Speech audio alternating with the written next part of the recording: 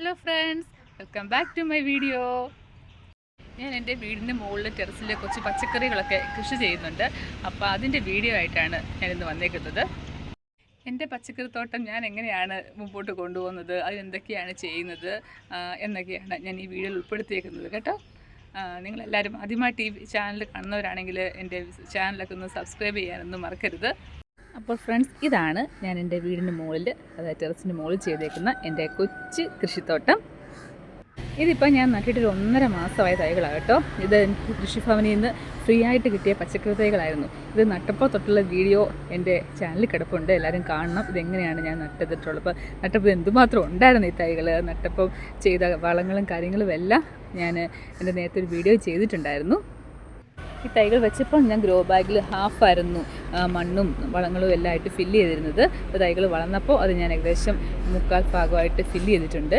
ആഴ്ചയിൽ ഒരിക്കൽ കുറച്ച് വളങ്ങൾ, നമ്മുടെ വീട്ടിലുള്ള വളങ്ങൾ, കരിയില പൊടിച്ചതും അതുപോലെ ചാണകപ്പൊടിയും കോഴിവളവും ഇതിലായിട്ട് മിക്സ് ചെയ്ത് ആഴ്ച ഒരിക്കൽ ഞാൻ കുറേശ്ശെ വെച്ച് ഇട്ട് നൽകി കൊടുക്കാറുണ്ടായിരുന്നു. അല്ല, യാതൊരു വളങ്ങളും ഞാൻ ഇന്ന് ചെയ്തിട്ടില്ല, അതുപോലെ യാതൊരു പെസ്റ്റിസൈഡും ഉപയോഗിച്ചിട്ടുമില്ല. നമുക്ക് ധൈര്യമായിട്ട് ചെന്ന് പറിച്ച് ഒന്ന് വാഷ് പോലും ചെയ്യേണ്ട കാര്യമില്ല, പറിച്ച് കഴിക്കാം. അതാണ് നമ്മുടെ വീട്ടിന് മുകളിലൊക്കെ ഇങ്ങനെ കൃഷി ചെയ്താലുള്ള പ്രധാന നമുക്ക് കിട്ടാൻ പോകുന്ന നേട്ടം. അതാണ് ജൈവ വളമാണ് ഞാൻ പൂർണ്ണമായിട്ട് ഉപയോഗിച്ചിരിക്കുന്നത്. ജൈവ വളമാണ്, മറ്റൊന്നും ഞാനിതിന് ചെയ്തിട്ടില്ല.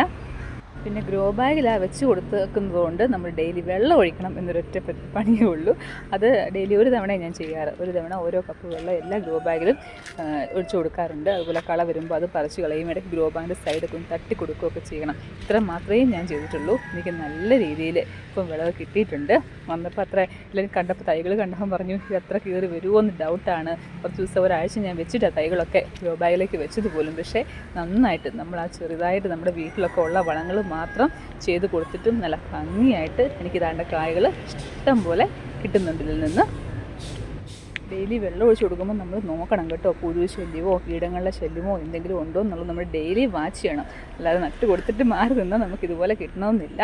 അപ്പം ഡെയിലി അത് നമ്മൾ ശ്രദ്ധിക്കണം. നമ്മളെന്താ ഒരു കൊച്ചു കുട്ടിയെ പരിപാലിച്ച് വളർത്തിക്കൊണ്ട് വരുന്ന പോലെയാണ് ഈ തൈകളും എല്ലാം ഞാൻ നോക്കിക്കൊണ്ട് വരുന്നത് കേട്ടോ.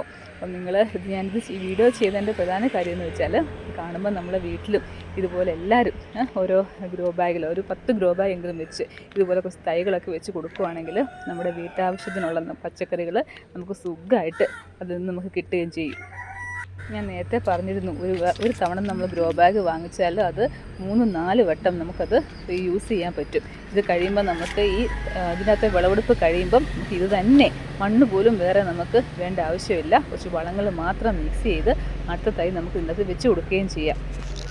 പിന്നെ ഞാൻ എൻ്റെ തൈകൾക്ക് ഈ കഞ്ഞിവെള്ളം, വീട്ടിൽ ഉണ്ടാകുന്ന കഞ്ഞിവെള്ളം 2-3 ദിവസം വെച്ച ശേഷം കുളിപ്പിച്ചതിന് ശേഷം അത് ഇടയ്ക്ക് ഞാൻ ഇതിൻ്റെ ചുവട്ടിൽ ഒഴിച്ച് കൊടുക്കാറുണ്ട്. അതുപോലെ വേപ്പിൻ കഷായം, അതും നല്ലതാണ് കേട്ടോ. കീടശല്യമൊക്കെ ഉണ്ടെങ്കിൽ അത് നമുക്ക് മാറിക്കിട്ടും. നമ്മൾ വീടിൻ്റെ മുറ്റമൊക്കെ തൂക്കുമ്പോൾ ഇഷ്ടംപോലെ കരിയിലകൾ കാണാം, അതിട്ട് കത്തിക്കാതെ അതൊക്കെ ഒരു ചാക്കിൽ ഇട്ട് നിറച്ച് വെച്ചേക്കണം. അത് കുറച്ച് നാൾ കഴിയുമ്പോഴത്തേനും നന്നായിട്ട് പൊടിഞ്ഞ് കിട്ടും. അപ്പോൾ നമ്മൾ ഈ അല്ലാത്ത വളം മിക്സ് ചെയ്യുന്നതിൻ്റെ കൂടെ ഈ കരിയില പൊടിഞ്ഞതൂടെ ഇട്ടിട്ട് വേണം ഇട്ട് കൊടുക്കാൻ. നല്ലതാണ്, നമുക്ക് തൈകൾക്കൊക്കെ നല്ലതാണ്. നന്നായിട്ട് നമുക്ക് വിളവ് കിട്ടും ഇങ്ങനെയൊക്കെ ചെയ്താൽ. പിന്നെ നമ്മൾ ഈ തൈകൾ നട്ട് ഒരു 2 വീക്സൊക്കെ 1.5-2 വീക്സ് 2 ആഴ്ചയൊക്കെ ആകുമ്പം നമ്മൾ ഈ ചെടികളുടെ ഇലകളിൽ NPK എന്ന് പറഞ്ഞ വളം, അതായത് സോഡിയം പൊട്ടാസ്യം ഫോസ്ഫറസ് അടങ്ങിയ ഒരു മിക്സ് കിട്ടും. അത് നമ്മൾ കലക്കിയിട്ട് ചെടികളിൽ തളിച്ച് കൊടുക്കുകയാണെങ്കിൽ നല്ല ഗ്രോത്ത് കിട്ടും. പക്ഷെ ഞാനിപ്പോൾ അതൊന്നും ഉപയോഗിച്ചിട്ടില്ല, കാരണം എനിക്ക് അത്യാവശ്യം നല്ല വളങ്ങൾ ഇവിടെ വീട്ടിൽ തന്നെ ഉണ്ട്. അതുകൊണ്ട് ഞാൻ വേറൊന്നും ഉപയോഗിച്ചിട്ടില്ല. പക്ഷേ നമ്മൾ പൊതുവായിട്ട് എനിക്ക് കൃഷിഭവനിൽ നിന്ന് കിട്ടിയ നോളജ് വെച്ചിട്ട് ഞാൻ പറയുകയാണ്, എനിക്ക് NPK നല്ല ഗ്രോത്ത് കിട്ടുന്നതാണ് പച്ചക്കറികൾക്കൊക്കെ കേട്ടോ. അപ്പോൾ അതും ട്രൈ ചെയ്യണം നിങ്ങൾ. എൻ്റെ വീട്ടാവശ്യത്തിന് വേണ്ട അത്യാവശ്യം പച്ചക്കറികളൊക്കെ എനിക്ക് എൻ്റെ ടെറസിൻ്റെ മുകളിൽ നിന്ന് കിട്ടുന്നുണ്ട്. അപ്പോൾ ഉറപ്പായിട്ടും നിങ്ങളും ഇങ്ങനെയൊക്കെ ഒന്ന് ട്രൈ ചെയ്യണം. നമ്മുടെ കുഞ്ഞുങ്ങൾക്കൊക്കെ വിഷരഹിത പച്ചക്കറികൾ നമുക്കങ്ങനെ കൊടുക്കാൻ പറ്റും. അവരിങ്ങനെ കഴിക്കുന്ന കാണുമ്പോഴും നമുക്കൊരു ഭയങ്കര സന്തോഷമല്ലേ ഉണ്ടാവാറ്, അല്ലേ?